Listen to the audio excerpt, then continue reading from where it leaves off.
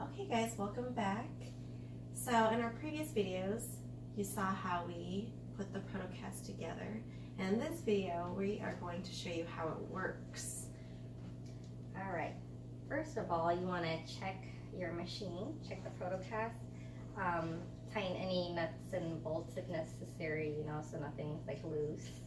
And then you want to lock your frame so that when you put your mold on there, it doesn't move around. All right, so lock the frame. Oops. All right, so you want to put your molds on your plate so that you can center it correctly. And you want to do this before you put any resin in. This is just to kind of gauge Like where you put your plates and to make sure they're even. How much space you need, or so that when you go to put it back in, it's fairly fast. Yeah, you don't have to spend so much time adjusting the plates to fit. All right, I'm gonna take my mold out. And also just make sure that when it's centered, the rods, there's an equal distance. Yeah, between the rods and then the frame. Yeah.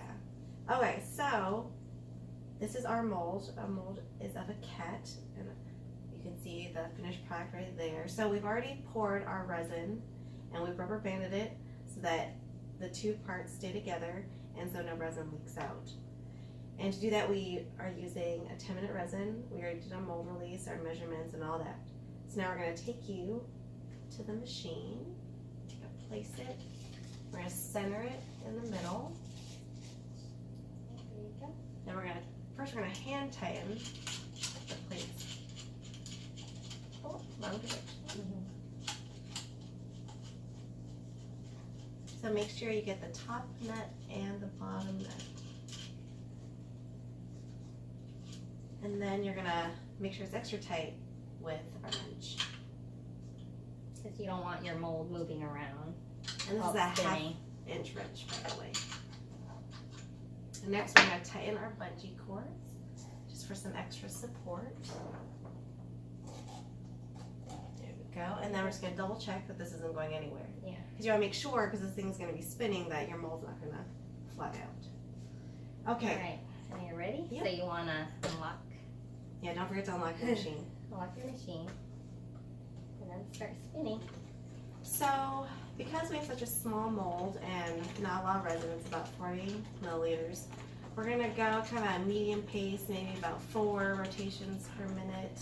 But the max you can do in this is only 15. Don't go any faster, especially if you have the max weight limit, which is 10 pounds. You just want to go at a steady pace. All right, so I just want to talk about the Rotocaster, or I mean the Pro-Tocast versus a 3D printer. First of all, it's more cost effective because the 3D printers can cost thousands and thousands of dollars versus a Pro-Tocast, which is $100 to $150 depending on what model you buy, what size. Yeah, and so there are some cheaper 3D printers out there, but they might not be as fast, the quality might not be as good, there's not a lot as far as the range for consumer purchasing, between 100 and 500. It's also less time consuming because if you're 3D printing something, sometimes it can take 4 to 5 hours, whereas this, if you have the correct mold, it could take 10 to 30 minutes depending on what resin. Yeah, depending on the resin. Yeah, so like for something like this, for this cat, if we were to 3D print it, even if it wasn't a solid infill, it would take 4, 5, 6 hours. Whereas with this, it would take 10 minutes for the resin to set, and then maybe a half hour, maybe a little bit longer for it to fully harden. It's also simple to use. There's less of a learning curve. All you need to really know how to use is a wrench. Whereas the 3D printer, there's a lot of things you need to know. There's a lot of maintenance little things in every printer. If anyone's ever dealt with 3D printers, it has a mind of its own. So you have to figure out what works for your printer and how to adjust things accordingly. Whereas this, you tighten a bolt here, tighten nuts there, make sure your belt is on correctly. And also with the Rotocast, to get higher quality products, There's no layer lines, and with the 3D printer, there's, you know, you can have a heated bed that might warp your filament, or, you know, with this you can use most molds over and over and over again. Depending on what kind of mold you're using. It's also a lot less maintenance. Like I said, you're just tightening nuts and screws. Yeah, making sure things are even and in the right places, making little adjustments here and there. It's a little bit more intuitive, whereas a 3D printer, you just have to learn a lot more about how to use that machine that way. So, for a couple of years, we've been trying to make our own toys and whatnot, and we've been hand rotocasting our molds. And so, as those of you know have done it too, it can be tiring. So that's when we kind of looked into rotocasting, and we saw that there were a lot of different machines out there, but they were kind of expensive, larger than what we needed, and so we wanted to kind of make our own, and thus came the Pro-Tocast. So we basically developed this for beginners or for people like us who just didn't want to hand rotocast anymore. And we're hoping that we're going to welcome people into a new hobby, to their new hobby, because with this, you can take something that's in your mind and put it into CAD, 3D print it, or if you don't have that kind of ability, just to sculpt it and mold it and then replicate it. And it shouldn't take no time at all, depending on the materials you're using. And you know, there's a lot of expensive rotocasters out there, but they're, you know, very expensive for advanced users.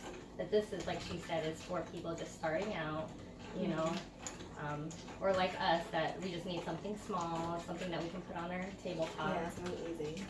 Yeah. And we also like that it's affordable, because not everyone can afford to make a $2,000 purchase at one time. Yeah. So, and for this, like the Pro-Tocast, we have, you know, 2 different sizes, the 13-inch and the 10-inch, just depending.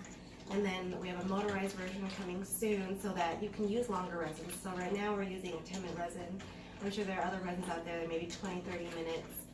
But for those who want to use a resin that maybe takes an hour, 2 hours, or more than that, that's what the motorized version is for, so that you don't have to keep cranking it for hours on end. Yeah, and some examples of what you can cast is like maybe something you 3D printed, or maybe it's, you know, your mom's collectible that you don't want to have out just in case it gets knocked over and broke, and so, you know, you could cast whatever you want so that the original one is, you know, kept safely somewhere. Yeah, so basically, the limit that you have with rotocasting is your imagination and what you have around your house that you might want to replicate. So that's about it for our video. But before that, so we kind of already rotocasted a cat beforehand. So if we were doing this from A to B, from start to finish, after the 10 minutes, we take this out. For us, we like to put it in the fridge for about 30 minutes to make sure that it hardens fully, and then we take it out. And the nice thing about the cast is that obviously there's no layer lines like with 3D prints, so we just kind of clean it up, sand it, and then we painted it, and then what you see in front of you is the finished product. And that's all from rotocasting. Bye. Thanks. Thank you.